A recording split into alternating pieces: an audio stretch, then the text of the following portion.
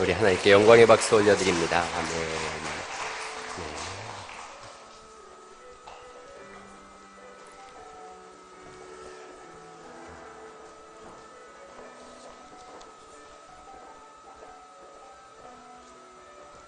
아멘.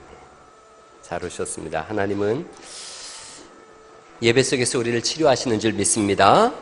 하나님 우리에게 복을 주십니다.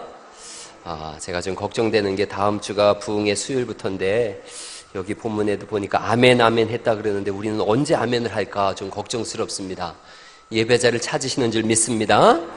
예, 아멘하여 하나님께 영광 돌리라고 하신 줄 믿습니다.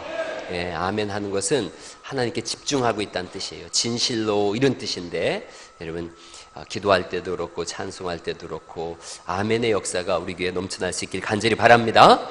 예, 옆에 사람하고 인사하시죠. 하나님은 영과 진리로 예배하는 사람을 찾습니다. 좀 길지만 한번 해보세요. 시작. 하나님은 영과 진리로 예배하는 사람을 찾습니다. 아멘이죠? 네, 맞습니다.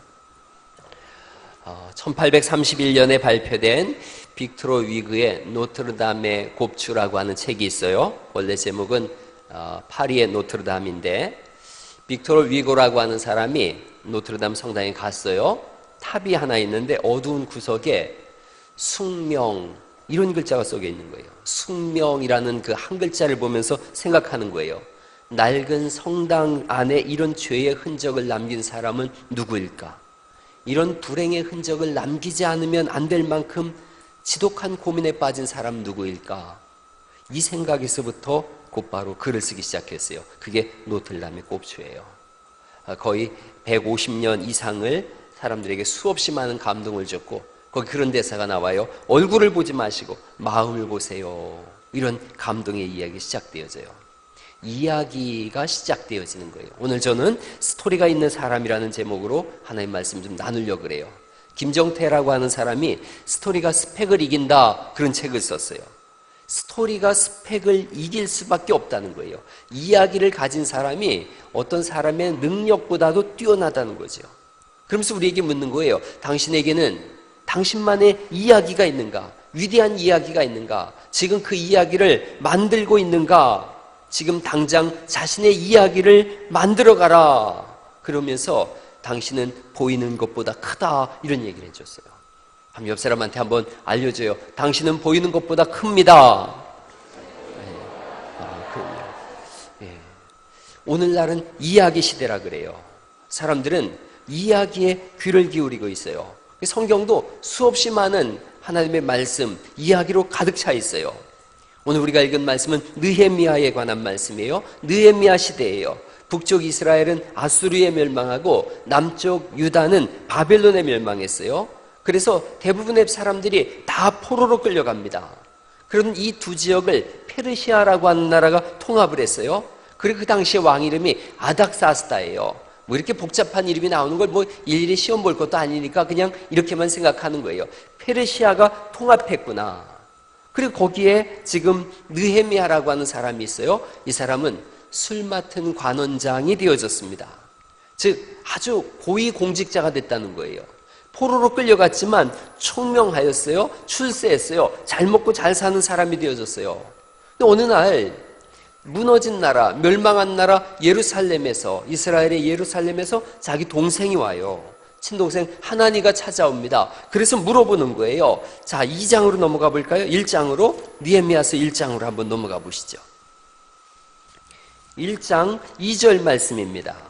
1장 2절에 이렇게 돼 있어요. 제가 읽어보죠. 내 형제들 가운데 하나인 하나니가 두어 사람과 함께 유다에서 내게 이를 얻기로 내가 그 사로잡힘을 면하고 남아있는 유다와 예루살렘 사람들의 형편을 물은즉 거기 남아있는 사람들 어떻게 됐냐? 그랬더니 3절 말씀 읽어주시죠. 시작. 그 지방 큰 환난을 당하고 능욕을 받으며 예루살렘 성은 허물어지고 성문들은 불탔다. 그 말을 들은 거예요. 백성들은 다 곰핍하고 성은 불탔고 망했어요. 그러면 참 안 됐다 딱하다. 아유 그래도 난 다행이네. 보통 그렇게 생각할 텐데 이 사람은 4절을 보니까 이렇게 말씀하고 있어요. 내가 이 말을 듣고 앉아서 어떻게 했다는 거예요. 울고 수일 동안 슬퍼하며 하늘의 하나님 앞에 금식하며 기도하고 울고 슬퍼하며 금식하고 기도했다 이렇게 말씀하고 있어요. 나라와 백성을 향한 슬픔과 그들을 향한 사랑이 묻어나고 있어요. 여기서부터 느헤미야의 스토리가 시작되어져요. 느헤미야 이야기가 시작되어져요. 하루는 왕이 물어요. 2장 2절로 넘어가 보시겠어요? 2장 2절 1절엔 이렇게 돼 있어요. 항상 얼굴에 수심이 없었는데 2절 왕이 내게 이르시되 네가 병이 없거늘 어찌하여 얼굴에 수심이 있느냐? 이는 필연 내 마음속에 뭐가 있는 것 같은 거예요. 근심이 있다. 너 무슨 근심이 있냐? 그랬더니 이분이 이렇게 얘기하는 거예요. 3절에 왕께 대답하되 왕은 만세수를 하옵소서 내 조상들의 묘실이 있는 성읍이 이제까지 황폐하고 성문이 불탔사오니 내가 어찌 얼굴에 수심이 없사오리까? 이 얘기를 하는 거예요. 이 반역적인 얘기예요. 무너진 나라, 멸망한 나라인데 그 나라가 불타고 다 무너져서 제가 지금 수심하고 있습니다. 그럼 왕이 이놈 봐라 이상한 마음 품고 있네. 당장 목을 쳐라 이렇게 할 텐데 이게 지금 4절 말씀이죠. 왕이 이렇게 전혀 이상한 얘기를 하고 있어요. 스토리가 왕이 내게 이르시되 그러면 네가 무엇을 원하느냐? 그랬더니 하나님께 잠시 기도하고서 5절 말씀 읽어볼까요? 5절 시작.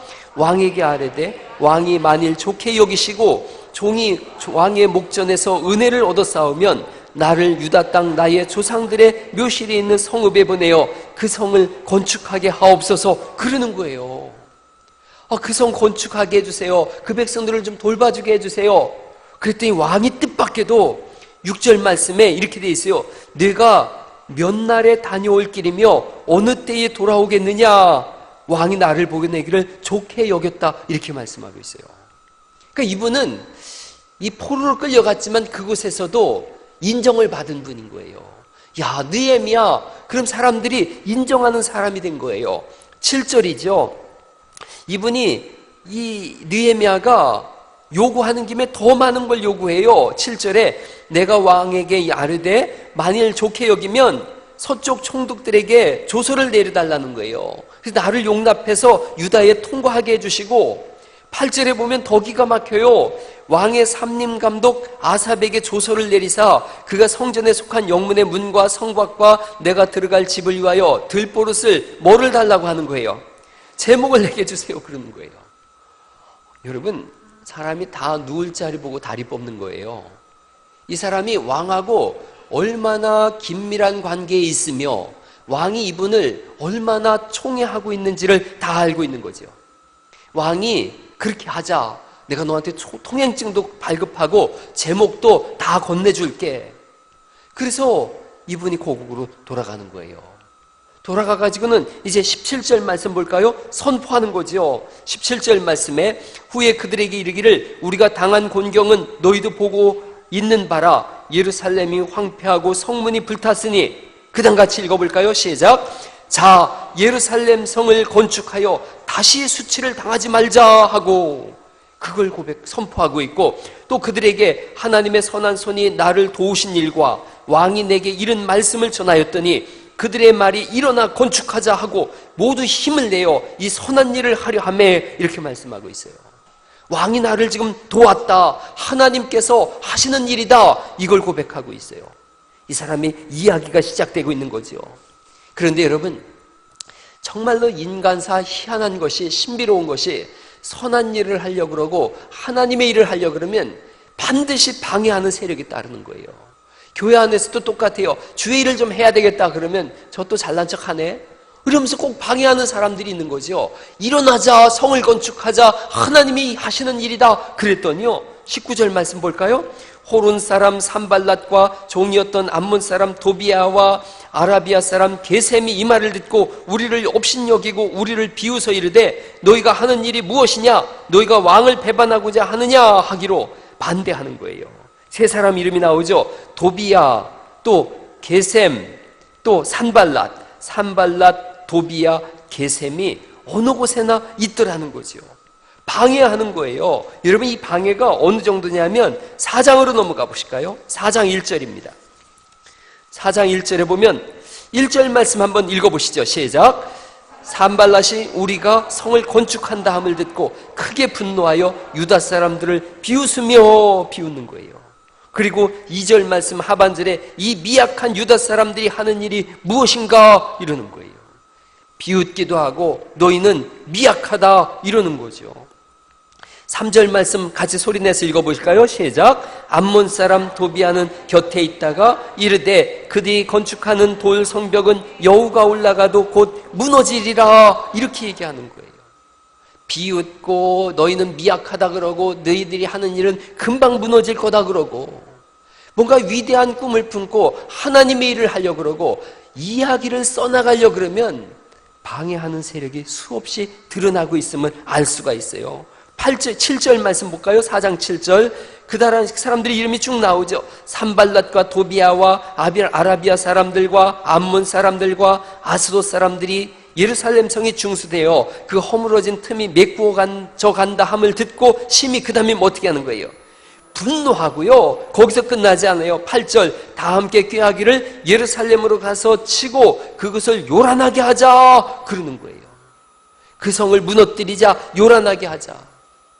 그런데 지난주에 제가 게임 체인저라는 말씀을 드렸어요. 사도 바울이 게임 체인저 같은 사람이다, 역사를 바꾸는 사람이다 말씀드렸는데 이 느헤미야가 마찬가지예요. 역경이 와요. 심판의 사람들이, 반대하는 사람들이 와요. 무너지지 않는 거예요. 물러서질 않죠. 4장 9절 말씀 읽어볼까요? 시작. 우리가 우리 하나님께 기도하며 그들로 말미암아 파수꾼을 두어 주야로 방비했다.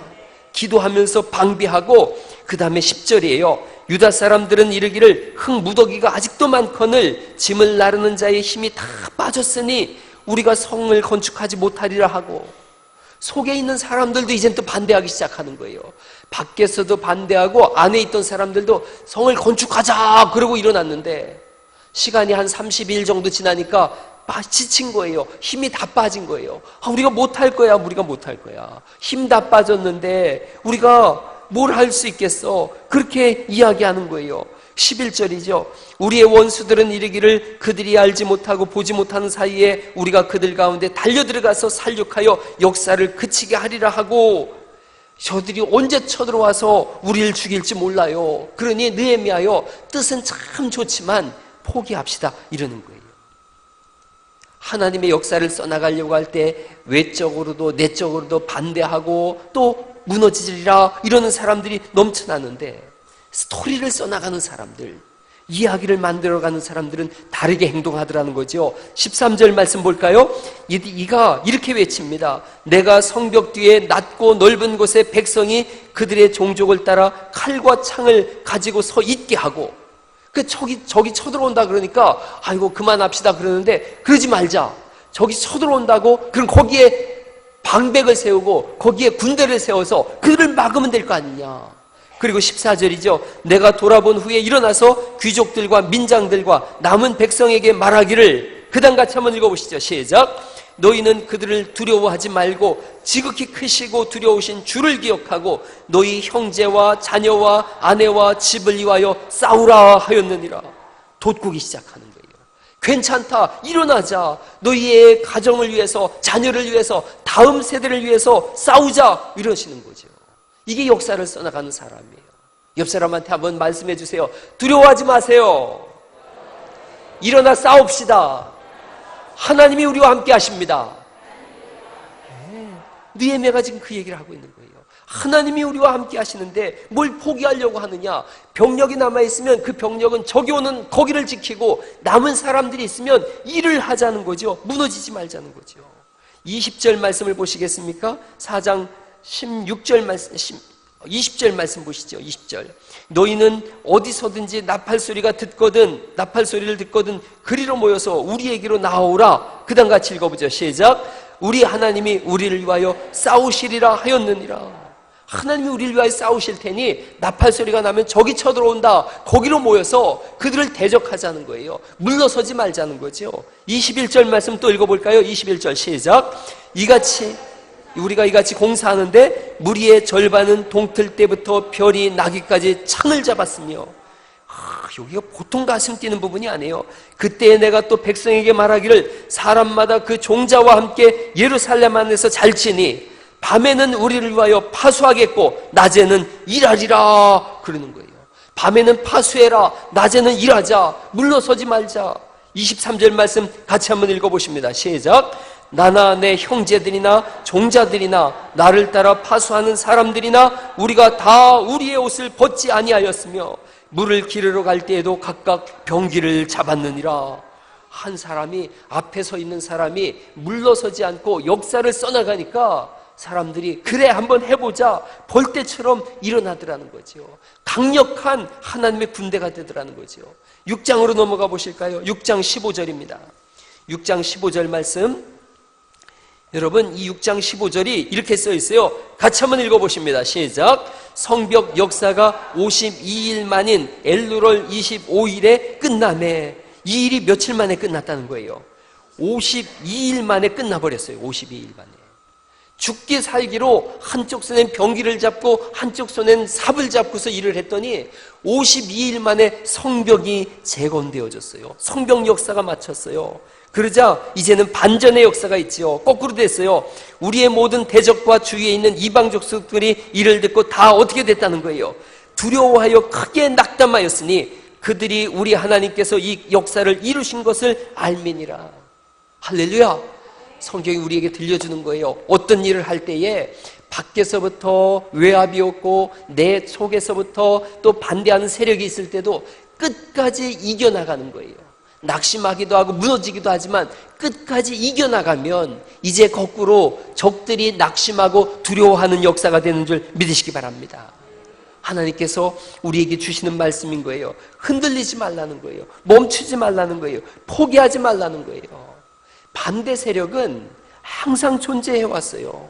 그래서 주의 일도 그렇고 요즘 정치권도 보니까 그러던데 이 사람 얘기 저 사람 얘기 다 듣다 보면 아무 일도 못하는 거예요. 우리는 귀를 열어서 하나님의 음성을 듣고 하나님의 뜻을 따라 움직이는 사람들 될 수 있기를 간절히 바랍니다. 위대한 사람은 물러서지 않아요. 그리고 위대한 이야기를 쓴 사람은 한 번으로 끝나지 않습니다. 한 번 이긴 사람은 이김의 법칙을 아는 거예요. 또 이기고 또 이기는 거예요. 제가 오래전에 이기는 법칙이라고 하는 책을 한번 읽어본 적이 있어요. 꽤 오래된 법칙이에요. 저기 에버랜드에 가면 이렇게 막 이렇게 딸랑딸랑 하면서 인사하고 그러잖아요. 에버랜드의 직원들은 이기는 법칙을 안다는 거예요. 이기는 법칙을. 이들은 돈을 벌기 위해서 이걸 한다 이런 개념이 아니래요. 어떻게 하면 온 사람들을 가장 기쁘게 할까 이 생각을 한대요. 어느 날 겨울 막 지났는데 아이가 어디서 신발을 잊어버렸대요. 그럼 맨발로다가 쉬를 하는 거를 거기 남자 직원이 본 거예요. 옆에서 보니까 아이가 맨발인 거예요. 그러자 그 화장실에서 소변 쭉 보는 데서 그 남자 직원이 손을 그 아이 발에다 이렇게 받치고 있었다는 거예요. 그러고서 그 아이를 안고서 가서 신발을 사주고, 이게 에버랜드 직원들이 이기는 법칙이래요. 한 번은 어떤 여자분이 화장실에서 그 간이 화장실에서 반지를 잃어버렸대요. 그러니까 그 얘기를 들은 팀장이 망치를 해머를 가지고 와서 화장실을 다 거기를 부셔내고서 비닐 장갑을 끼고서 일일이 그 변을 다 뒤져가지고 반지를 찾아줬다는 거예요. 아유, 감동이 전혀 없어요, 이게? 이게 이기는 법칙인 거예요. 그러니 사람들은 에버랜드만 갔다 오면 왠지 기분이 좋다는 거예요. 그게 전설을 만들어내가는 사람들인 거예요. 이야기를 만드는 사람들인 거예요. 가장 놀라운 이야기, 그 사건이 뭐냐? 예수님도 그러셨죠. 한 번으로 끝나지 않아요. 천지를 지으셨어요. 이 땅에 사람의 몸을 입고 오셨어요. 우리를 대신하여 십자가에 죽으시고 끝난 줄 알았어요. 죽음으로 끝난 줄 알았더니 3일 만에 어떻게 하셨어요? 부활하셨어요. 부활로 끝났나 했더니 승천하시고, 승천으로 끝났나 했더니 우리의 성령님을 보내주시고 하나님과 동행하는 삶을 살게 하시고 어느 날인가 다시 오셔서 우리를 영원한 하나님 나라로 인도해 내실 줄 믿으시기 바랍니다. 믿는 자는 영생으로 이끄시고 믿지 아니한 자는 영벌로 처해지는 날이 올 것이다. 하나님 나라 이야기는 네버엔딩 스토리예요. 끝나지 않는 이야기인데 여러분의 삶의 이야기도 끝나지 않는 이야기가 될 수 있기를 간절히 바랍니다. 느헤미야도 멈추질 않아요. 8장으로 넘어가 보실래요? 이제 백성들을 일깨우는 일을 합니다. 성벽을 건축했으니까. 8장 1절 말씀을 큰 소리로 한번 읽어보십니다. 시작. 일곱째 달에 이르러 모든 백성이 일제히 수문 앞 광장에 모여 학사 에스라에게 여호와께서 이스라엘에게 명령하신 모세의 율법책을 가져오기를 청하매. 조금 전에 우리가 읽은 말씀이에요. 율법책을 가져와라. 성경을 읽기 시작하는 거죠. 2절이죠. 일곱째 달 초하루에, 일곱째 달 초하루라는 것은 성경의 달은 더하기 3을 하면 오늘날 우리의 달이에요. 그러니까 일곱째 달 초하루면 오늘날 우리나라로 하면 몇 월 며칠이에요? 10월 1일 날 사경회가 시작되는 거예요. 우리는 언제 시작되어져요? 10월 16일. 뭐 대충 그날이 그날이죠. 뭐 일곱째 달 초하루에 제사장 에스라가 율법책을 가지고 회중 앞 곧 남자나 여자나 알아들을 만한 모든 사람 앞에 이르러 사경회가 열렸는데 남자, 여자, 남녀노소 알아들을 수 있는 사람은 다 나왔더라는 거죠. 이번 사경에도 알아들을 수 있는 사람은 다 나오는 은혜가 있기를 간절히 바랍니다. 수요일부터 시작되니까 예행 연습으로 이번 주 수요일 날도 다 나와서 한번 예행 연습을 하십시다. 할렐루야. 갑자기 아멘이 절반으로 뚝 떨어지는 이 기현상이 뭐죠? 옆 사람한테 한번 이렇게 수요일 날 꼭 만나십시다. 한번 해보세요. 그리고 또 한번 목사님이 저렇게 하는데 안 나오면 인간도 아니지. 한번 해보세요. 시작.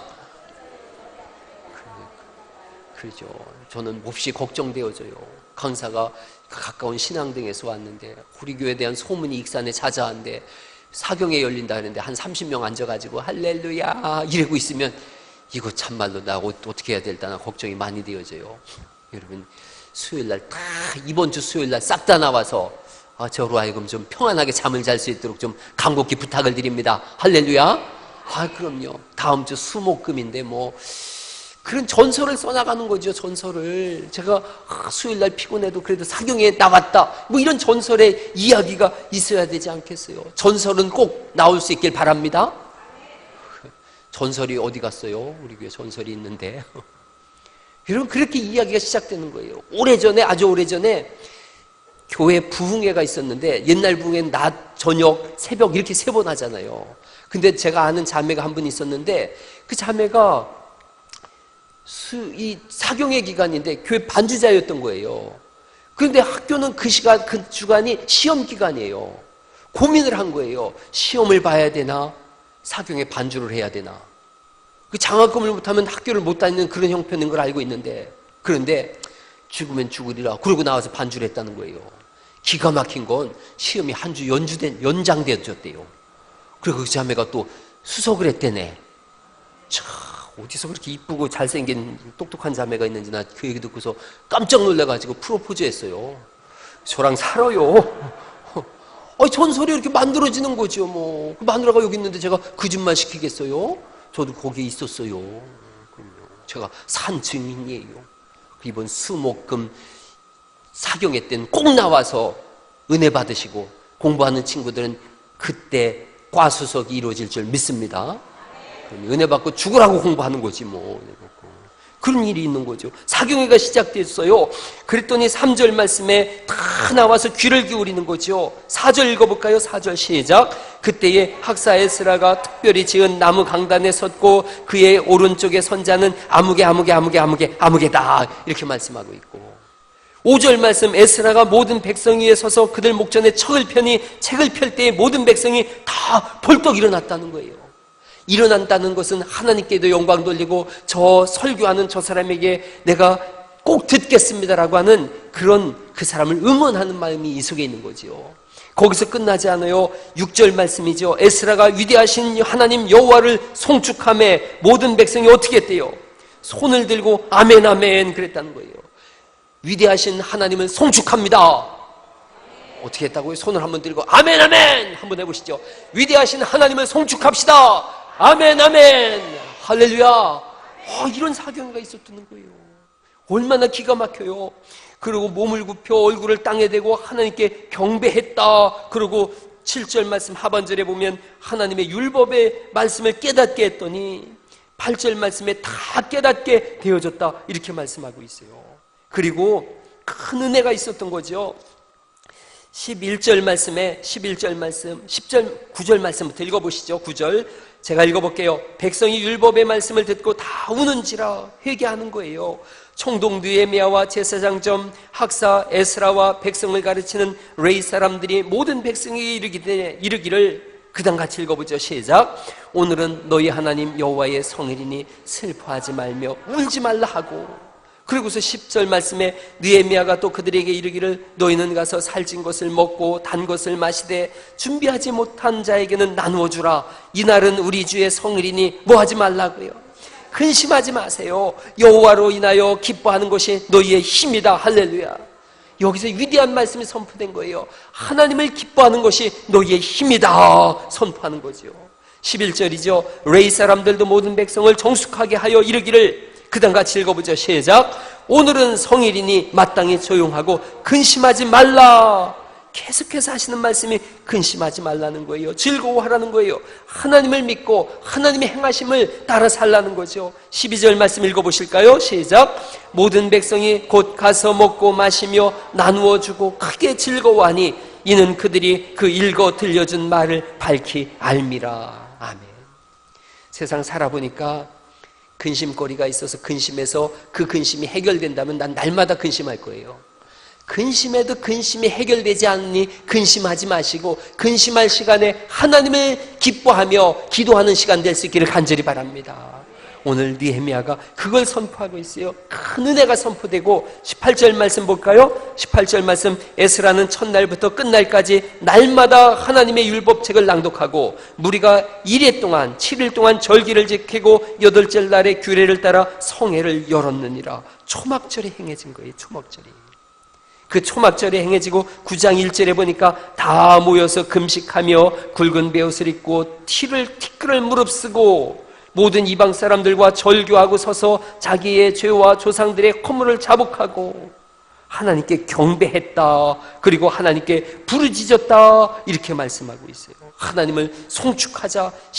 9장 5절 말씀이죠. 9장 5절. 너희 하나님 여호와를 송축할지어다. 주여 주의 영화로운 이름을 송축하올 것은 주의 이름이 존귀하여 모든 송축이나 찬양에서 뛰어남이니이다. 오직 주는 여호와시라. 하늘과 하늘들의 하늘과 이럴 성신과 땅과 땅 위의 만물과 바다와 그 가운데 모든 것을 지으시고 다 보존하시오니 모든 천군이 주께 경배하나이다. 오직 우리 하나님만이 영원하신 홀로 주제이신 하나님이신 줄 믿으시기 바랍니다. 이 역사를 써나간 거예요. 이 이야기를 만든 거예요. 느헤미야가 그런 사람이에요. 여러분에게도 여러분의 이야기가 있기를 간절히 바랍니다. 소리가 있고 전설이 되는 사람. 느헤미야를 우리에게 일려주시면서 하나님은 너희도 이런 이야기를 만들어가라는 거예요. 이런 전설을 써가라는 거예요. 한국교회에 수없이 많은 스토리를 가진 분들이 계세요. 그 중에서도 절묘 열교회를 세운 김수만 장로님이 계세요. 김수만 장로님. 이분이 1901년 2월 2일 날 태어나서 1971년에 돌아가셨어요. 20살 때 예수님을 믿었거든요. 20대에. 그랬는데 일본에 건너가서 재봉 기술도 배우고, 그래서 집에 와서 재봉 이렇게 발로다 이렇게 밟으면서 하는, 그냥 먹고 살만 했는데 42살에 자전거를 타다가 떨어졌어요. 근데 옛날이니까 무릎 관절이 악화되었어요. 그러더니 썩어가지고 무릎 위에 관절, 이 무릎 위에를 잘랐어요. 기가 막힐 노릇인 거예요. 더 이상 재봉도 못하고 너무너무 괴로운 거예요. 밤마다 하나님 앞에 엎드려서 하나님 내 다리 주세요. 내 다리 돌려주세요. 걷게 해주세요. 걷게만 해주면 내 나름대로 열심히 주의 일만 하겠습니다. 울부짖으면서 서원했어요. 어느 날 꿈을 꿨는데, 꿈인지 생신지 모르겠는데 골짜기 하나가 보였는데 그 골짜기에 나무 하나가 이렇게 가지를 펼치고 있더래요. 그리고 그때 또 가지가 하나 이렇게 Y자로 있어서 자기 생각에 꿈속에서 저거 한쪽은 잘라서 지팡이 삼고 다리 이렇게 Y자로 돼 있으니까 이렇게 신기하게 이렇게 생긴 나무가 있어서 저기다가 내 잘라진 다리를 가운데 이렇게 딱 두고 묶으면 일어나 걸 수 있겠다, 이 생각이 들더래요. 다음날 사람한테 나 좀 거기 좀 한번 데려다가 달라고 그래서 그 사람의 부축을 받아서 자기가 본 데를 갔더니 골짜기가 진짜 똑같은 골짜기가 있고 그 자기가 꿈에서 본 똑같은 나무가 거기 있더래요.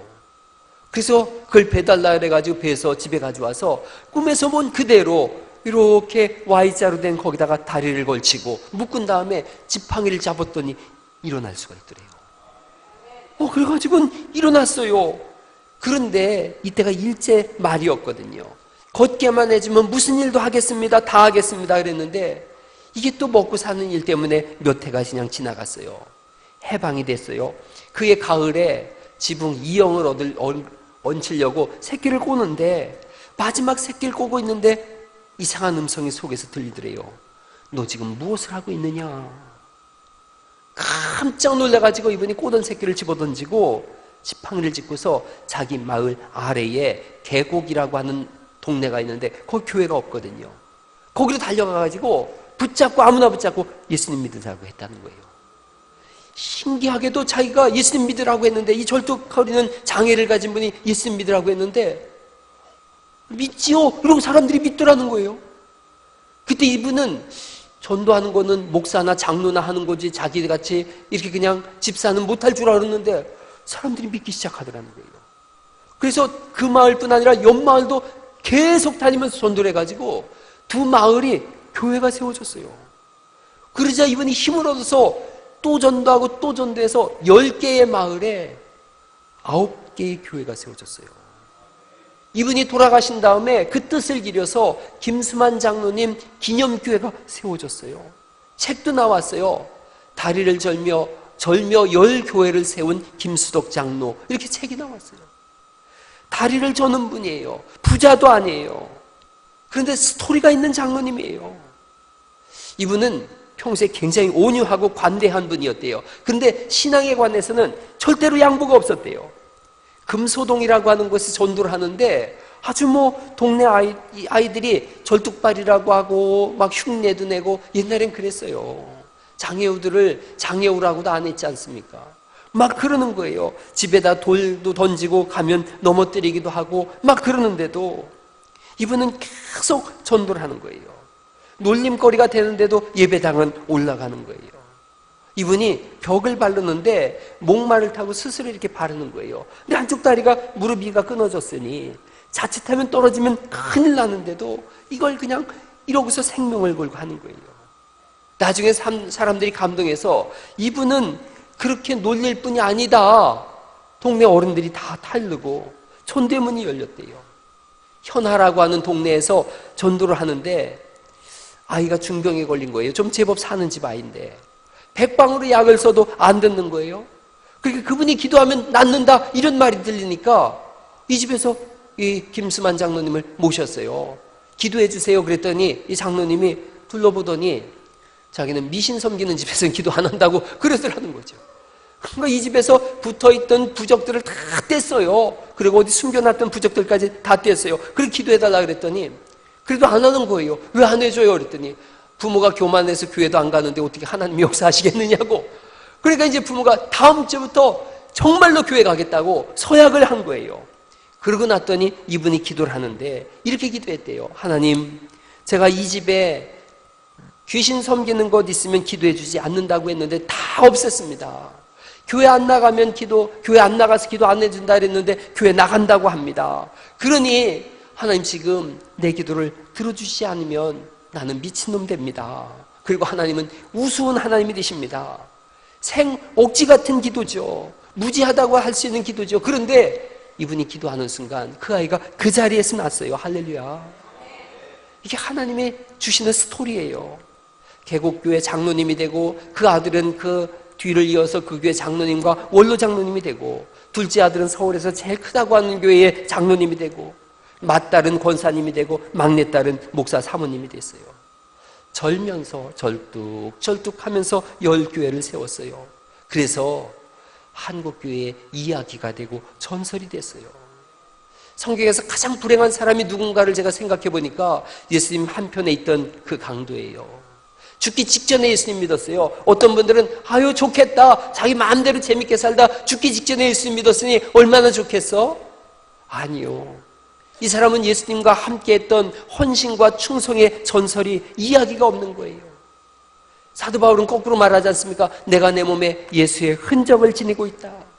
복음을 전하고 헌신하고 사랑함으로 인해서 주님으로 인하여 매를 맞기도 하고 죽을 뻔하기도 했던 끝없는 시간들이 있었는데 그게 내 몸에 스티그마 흔적이 됐고 그것이 나의 전설이 됐고 그게 내 이야기가 됐다.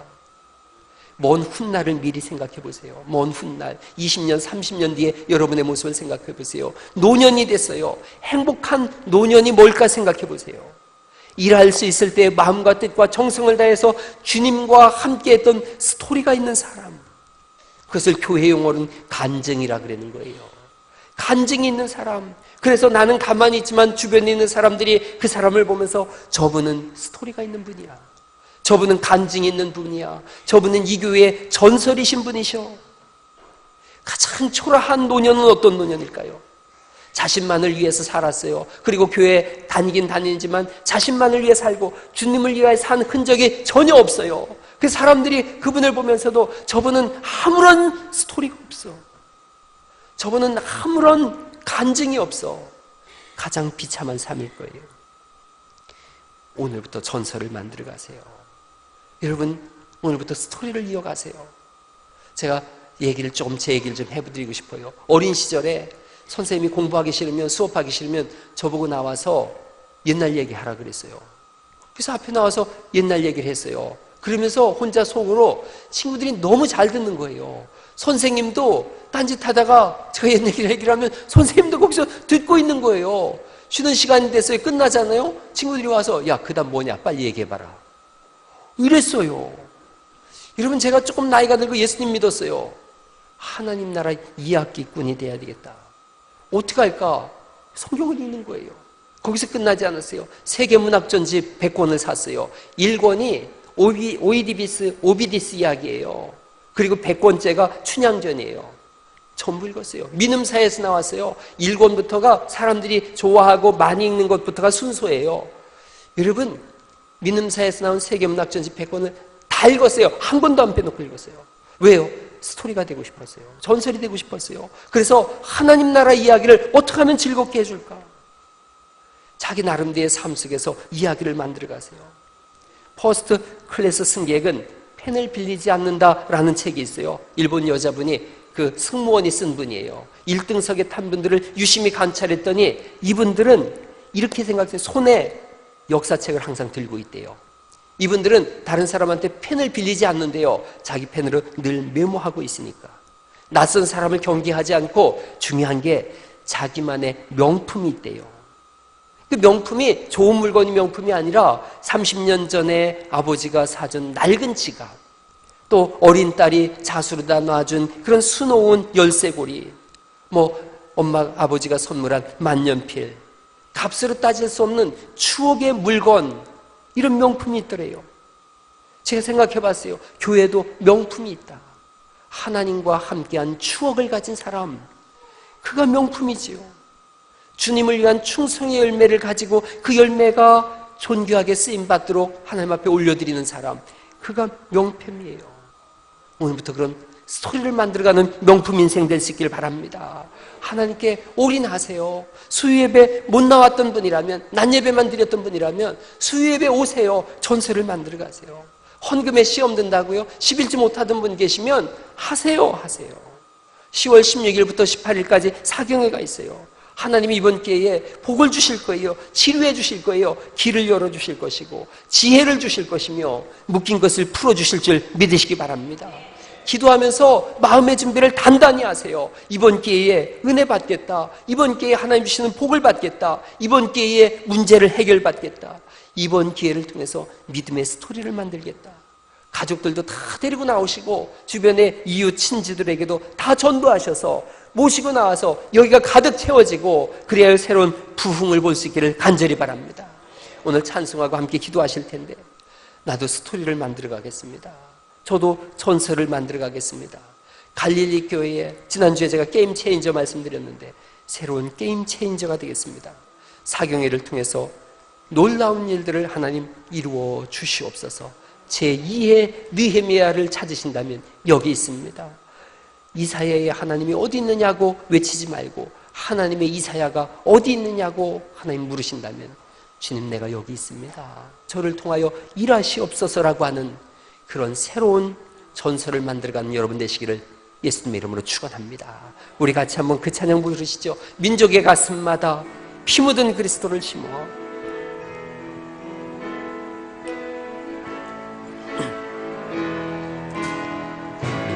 민족의